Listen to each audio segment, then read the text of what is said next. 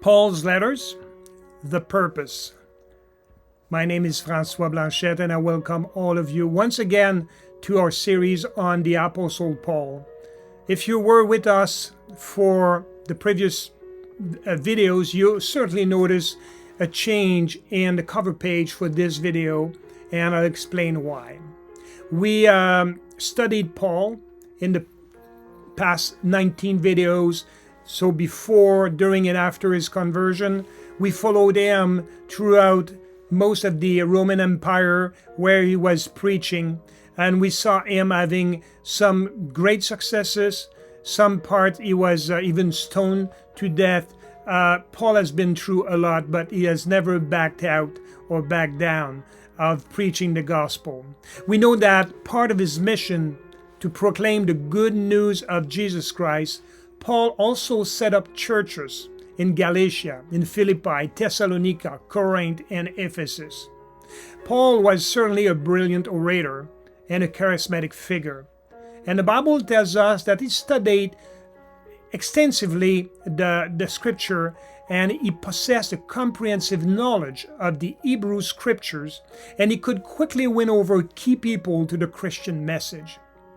And in any city he has visited, Paul, being a Jew himself, he first attended the local Jewish synagogue, preaching there in order to gain some followers.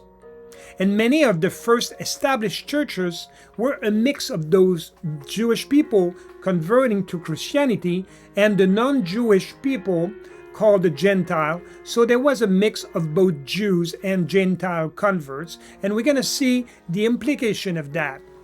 So Paul, after he set up some churches, moved on to the next town, and that was part of his preaching and the missionary journeys. So he heard news from some churches that he had set up, and he was very concerned because the new believers in some places were being influenced by the Judaizers.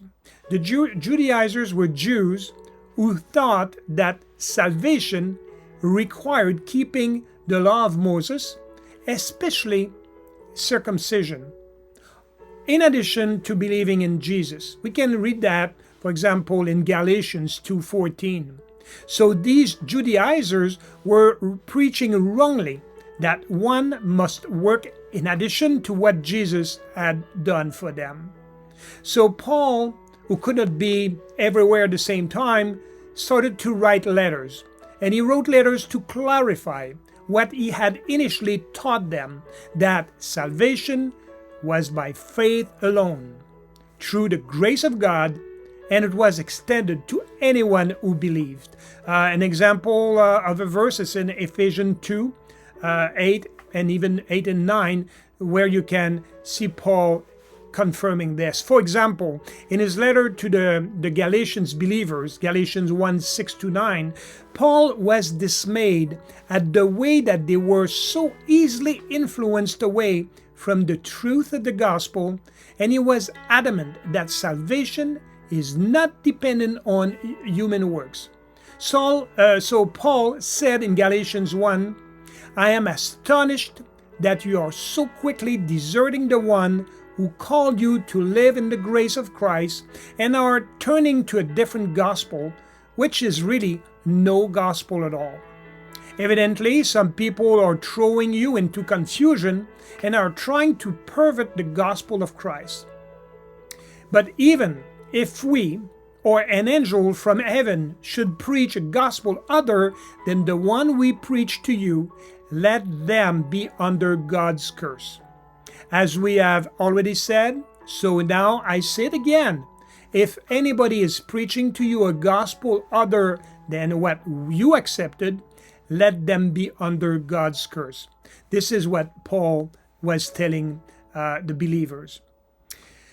Why? Because the new churches seem to struggle somewhat without the presence of the strong leadership of Paul. For example, the book of Galatians is a master thesis on salvation by grace through faith alone. Galatians 2:21, for example.